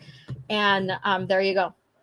So now something to think about. They can't even keep their fucking story straight. They can't keep it straight. Why Palpatine failed with Darth Vader in Revenge of the Sith is the same reason that it worked with Rey and Kylo Ren in Rise of Palpatine. A dyad requires a balance between the light and the dark side of the Force. But yes, it's not a Jedi prophecy. It's a Sith prophecy, but then it requires both. Okay. But then again, you got light and dark, but then it also works mainly for the dark side. Again, not making sense. Can you guys please share with me how this makes sense? Both Rey and Kylo Ren had flirted with each side of the Force throughout the sequel trilogy and were suitable avatars for a dyad's formation. One theory argues that the Sith are unable to create a Force dyad as unequivocal users of the dark side of the Force, and both Vader and Sidious were dark users by that point. Okay. All right. So you have to have light and dark to form a dyad. But it's a Sith prophecy. And that Sith want to achieve this. So then do the Sith just consume the light side person then? And then presume to be dark? Is that it? Did I get that right? Is that what they're trying to say here? And then so if Kylo is dead, then he is no longer available for this dyad. That makes her available. See the plot holes here already. Another theory points out that Anakin was the chosen one, an ancient prophecy similar to the Force, and it's not even similar to the Force dyad. No, it's not similar whatsoever. But we're gonna get to what their explanation here. That argued that one user would one day bring balance to the Force between light and dark. Nope. Light is balance. The prophecy is that the chosen one will destroy the Sith and bring balance. Balance is light, not between light and dark. That's even shared by George Lucas himself. But again, they ignore everything in George, and then they go ahead and just pull strings to try to make their things make sense, like George was really hinting towards this and that, which is total bullshit here, you guys. Oh my God. Okay, if Anakin was already balanced between the light and dark, then it makes sense that he would not need another user to balance that he already personified in Revenge of the Sith. No, he was not light and dark at the same time. He was turning dark. He was light sider, manipulated, and turned dark because of fear and because of attachment, possession, not wanting to let go, all of that. After Vader sacrificed himself to save Luke, his death paves the way for Rey and Kylo's dyad to be formed and culminated in Star Wars Rise of Palpatine, as the balance he embodied was lost. Okay, so then who in the hell did he possess from the dark side to be that balance? I don't know. So that's the Cringe article here. I think we're done here. I think this is it. I hope it's it. Yeah, it is, because I remember just reading to that. All right. Oh, so there you go, you guys. Cringe of all cringe here going on. Pulling strings, trying to say that George hinted on a dyad when dyad wasn't even a fucking thing during George Lucas' era of Star Wars. No. And that sentence that he said that Palpatine was saying to Anakin at the opera, the space opera, no, he was not like, hey, dude, let me possess you. Let's join together to cheat death. That is not what George was thinking whatso-fucking-ever. Not whatso-fucking-ever. Oh my God. Do you realize that they try so hard to squeeze in their lore like this? To pull out, like Orange, I think Orange Hat said about Empire Strikes Back and Leet or whatever that that droid is that is now part of the Falcon, that they used a single line for that. They go and they use something, they pull these strings, they assume, and then they say George hinted this and that and that and this.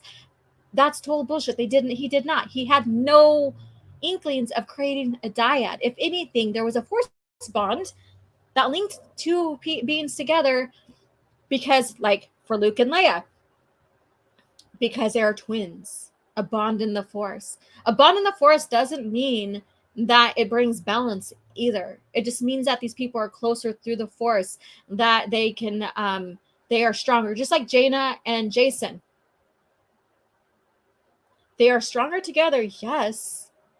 They can, sense each other more clear. They know each other's minds more clear. They're more effective, clear. Doesn't mean that they are bringing balance. It just means that they are just force bonded beings. That's all. That's all. It doesn't mean balance. It doesn't mean stronger. It doesn't mean any of that whatsoever. So, okay, I'm going to go through you guys' comments here because I need to do this because I want to see exactly what you guys have to say about this. Steak says, I have listened to this cringe for 2 minutes and I'm already nosebleeding.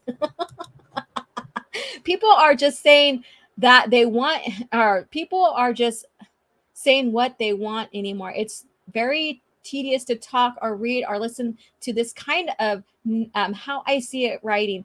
Anyone can write fan fiction. Let's see here. The sequel story we are expecting to take word for word, but the prequels, they are tearing it apart limb from limb for logic that just is not there. I'm not sure if I misheard or not, but that sounds like she said simple Lord. No, I said Sith. And this is did your brain just flatline caffeinated wolf? Is that what that means? It's like this is such a cringe factor that your brain just went like that, like are you effing kidding me? No, I'm not. No, I'm not. This person like dreamt this up or whatever. Like, And I wonder, to me, I'm fascinated. I wonder what compelled this writer to do this. I wonder if there's some kind of under table thing that happens between these writers and Lucasfilm, Disney Lucasfilm, to do something like this. I don't know. Let's see here.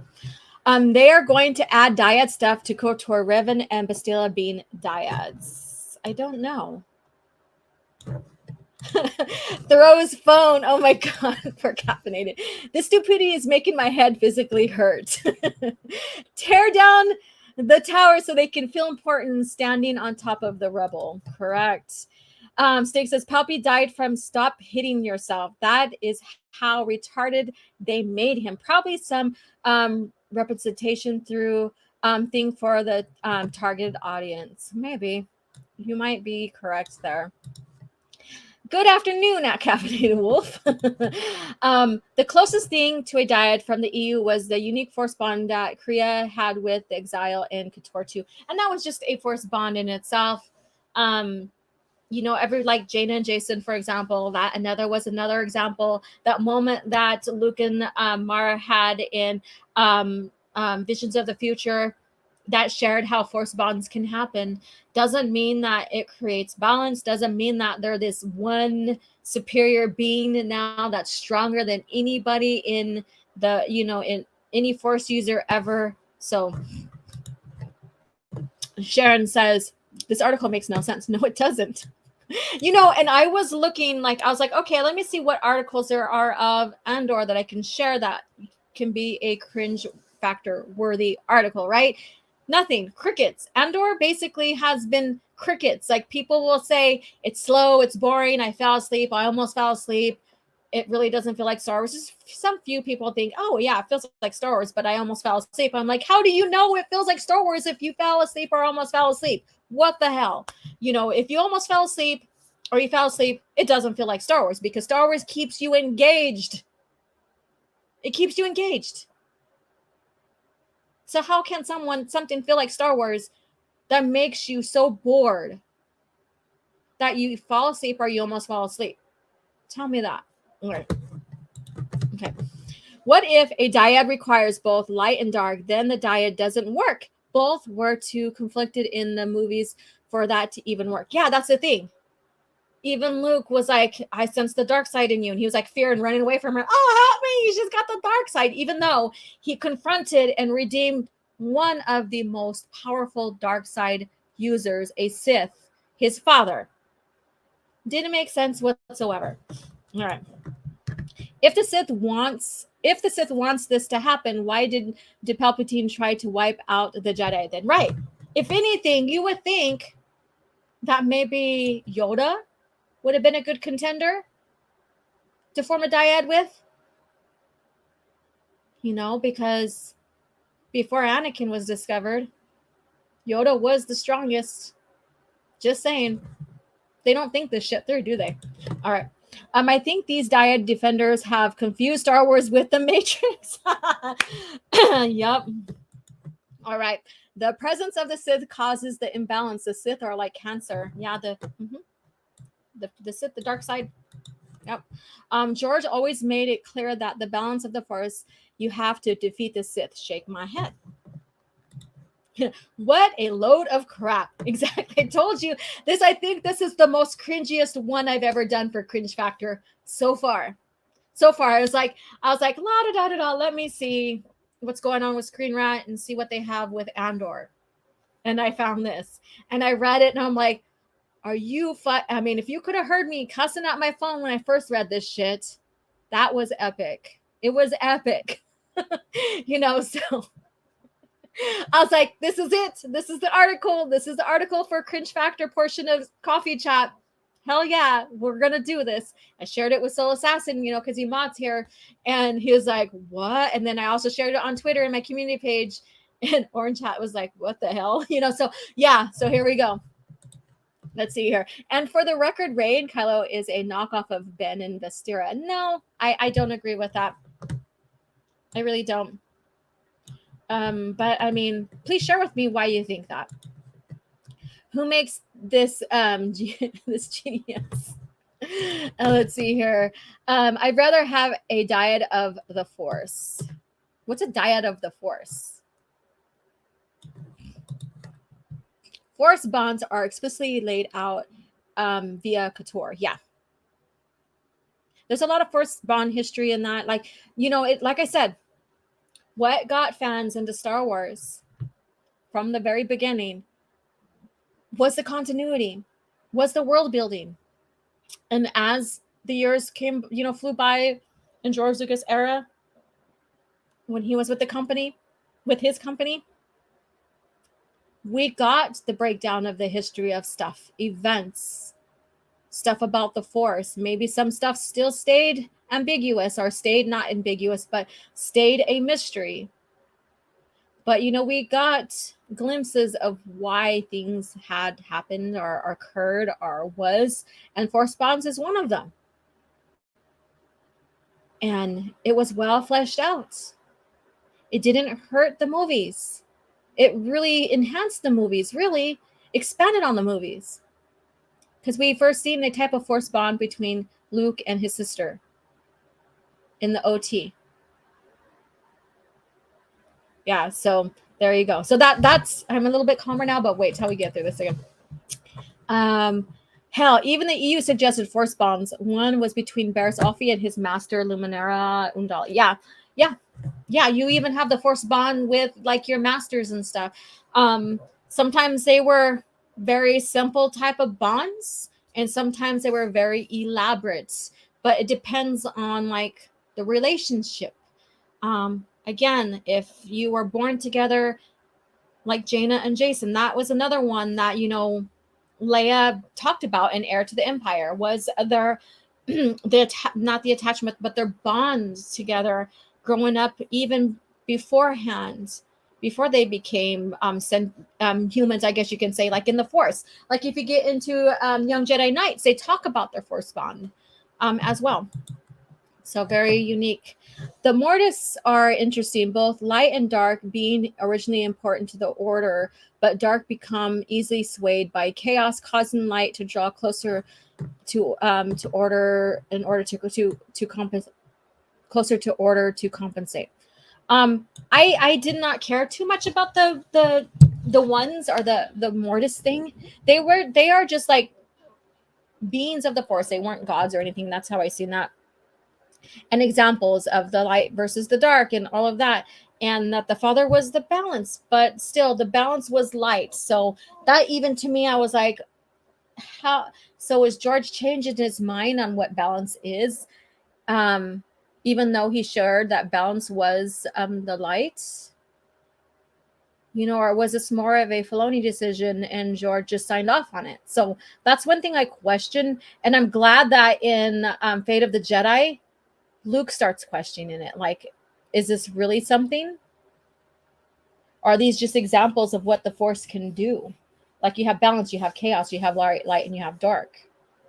You know, because Abeloth was the chaos. So yeah.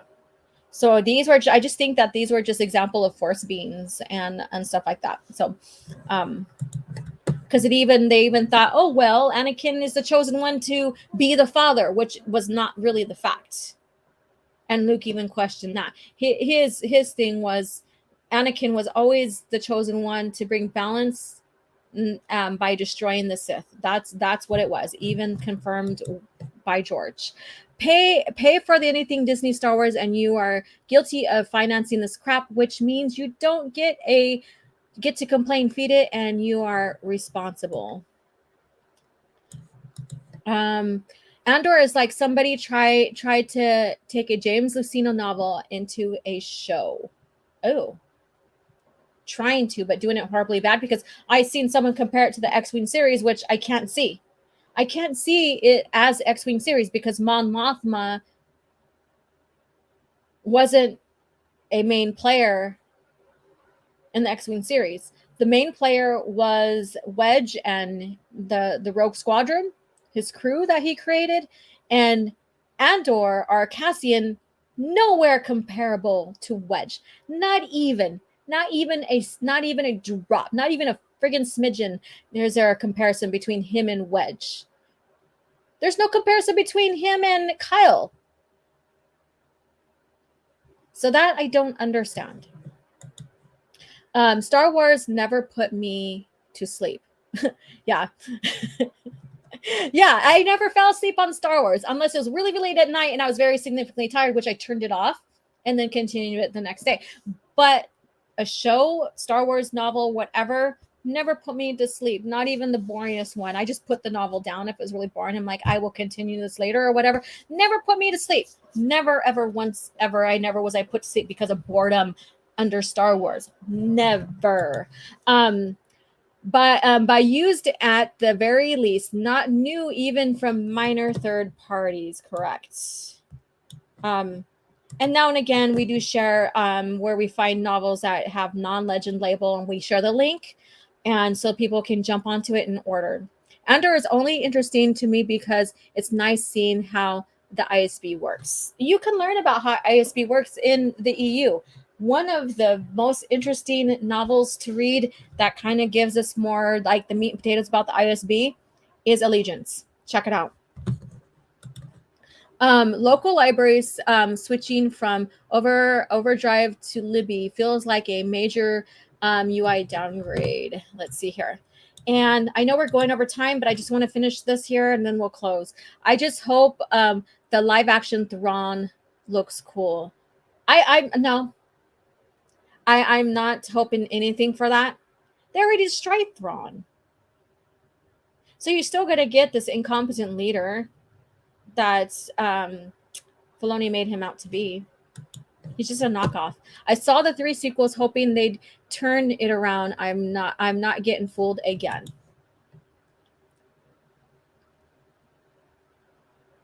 O.G.Starwars, I had to censor myself with that comment. That's okay. They have red polarized contacts to use for Thrawn. I doubt they will, though. I don't know. I missed how patched work the EU was with its interesting recons. You mean retcons? Dyad equal Greek tree spirits. So imagine Darth Groot. I didn't even think of that.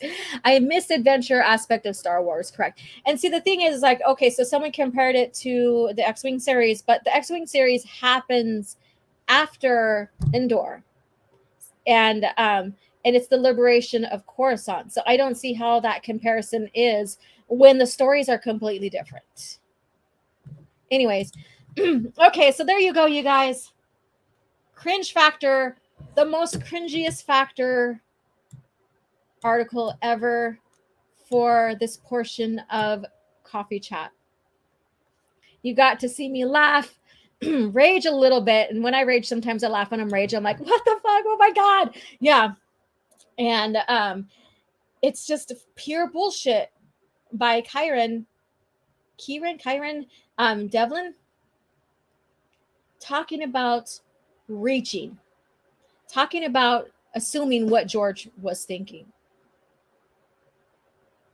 This is how desperate they want Disney, Star Wars. This is how desperate they want it to be successful. That they'll go and pull these lines here and say, oh yeah, that's what that George was thinking, or that's where it fits in. That's where it began. Total bullshit. Because George and his company weren't even thinking of those characters, of that Force type of use or anything like that. That was not even in their mind at the time. So they're going through and they're cherry picking these vague lines, are assuming this is what the original creator wanted, and then they're running with it. That's all. And it's not fact. It's just a reach. It doesn't make this more legit canon. It doesn't. It just makes it bullshit. Pure and simple fucking bullshit. All right, here you go. I'm getting upset again. So you guys, we're going to close out here before I go on another tirade about this. I'm going to read this. I was torn between hysterical laughter and anger at how stupid this article was. Yes. I agree.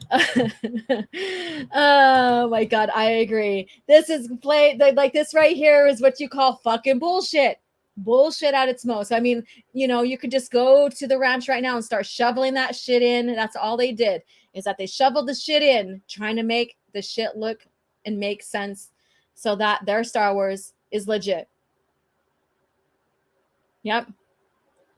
All right. So now you guys, now that I got our stress hormones all up, hopefully you guys get up and take a walk, go get some fitness in, jog in place, whatever. Maybe go to a punching bag and punch the hell out of that bag or whatever, and release that energy that I imposed upon you. As someone that cares about your well-being, mental and physical, after this cringe article, yes, go get some fitness in and de-stress from this. Get rid of that cortisol that built up, that fight response reaction that you got from this article. Yeah, and you guys have a great day. I was wondering, should we have done this first or after the watch? But I'm glad we did it after, but then again, I'm like, we could have just chilled out on Heir to the Empire and de-stressed with that. But again, here we are. So thank you guys for tuning in to Coffee Chat. Coffee Chat next Thursday, 9 a.m. See you guys. Bring in your caff. I won't be doing another watch party for a while, but if I do, it probably won't be on Coffee Chat. It'll be pre-scheduled. In fact, I am thinking about doing a watch party with my channel members. I don't know when, but I'm just throwing this out, but the Clone Wars 03, Tartakovsky's Clone Wars, sitting down doing a members only watch party with you guys. So if you haven't become a channel member, do so. I haven't had a chance to even give you guys those perks yet. I apologize, but I figured let's bond. Let's do a watch party together and let it be the original Clone Wars, something that's fun. There's small little clips, so it wouldn't take that long at all, and it takes up maybe not even 2 hours. The normal live stream that I like to do, keep it in a nice little tight time frame. So become a channel member and join in. I will announce, I'm thinking sometime in November, I am putting together content for my coming live streams on it's not critiquing, but reviewing Star Wars, like concept art, novel, and all that. So I'm trying to put that all together on what I want to start with first and what I want to talk about, who made the art, all of that, doing that research, because it takes some time to do that. But I want to start getting into Star Wars art and maybe later Star Wars fan art. But right now it'd be company related. Yeah, as an artist, that makes my heart feel good. Yeah, so stay tuned for all of that.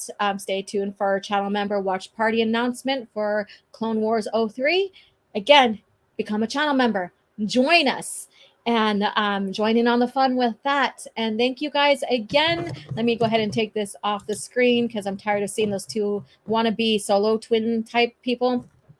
And thank you guys again for hanging out with me and then hanging out with me through this cringe factor as well. You guys have a good day and may the force be with you. Prepare yourself for Star Wars, Shadows of the Empire. The evil Empire has struck back with a vengeance, and a new villain, the crime lord Shizor, schemes to replace Darth Vader as the Emperor's second-in-command. With Han Solo held frozen in carbonite by bounty hunter Boba Fett, it's the rebellion's darkest hour. Now, join Jedi warrior Luke Skywalker, hard-charging Chewbacca, and go undercover with heroic pilot Dash Rendar and his booming Outrider. But can Han Solo be freed and Shizor be stopped? Star Wars, Shadows of the Empire. Look for the authentic figures and vehicles from Kenner.